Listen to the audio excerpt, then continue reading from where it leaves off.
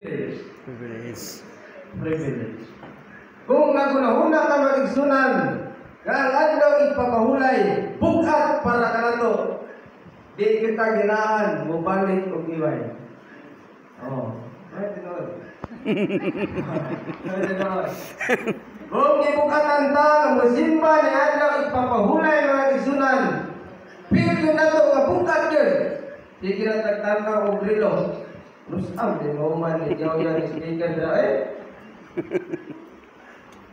Kung ipate na itong eksunan, na ang adlaw ipapahulay, usap kini ka pribilehiyo sa ato kayo na pagsimba nini nga na malipay yun ang Ginoo sa ato na nagtanaw, nagsimba din kanya. Amen?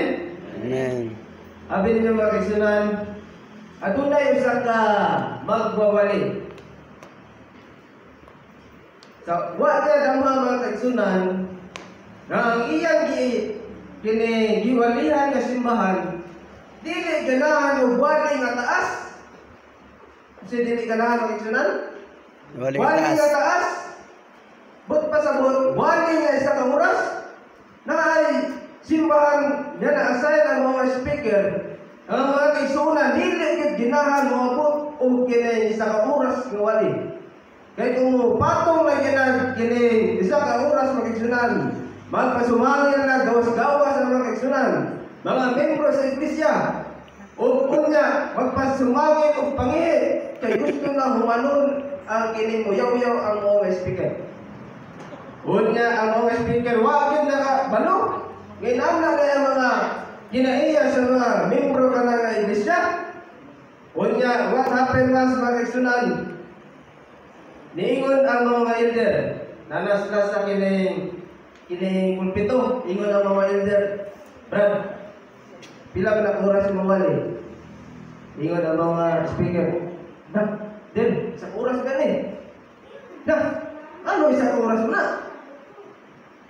Tuwa araw na, kapalo ka sa mga igsuunan din nga, di na kailangan, wali, uli lang yun. Padayon yan kung kana, ay, may problema natin. Why problema na ako'y bahala na. Ingon ang mga speaker, nitindog ng speaker mga kaigsunan. Ingon siya nga, ang akong wali, usan ni oras. Ako kung paybarong daan. Ang mga kaigsunan nagkarakara na.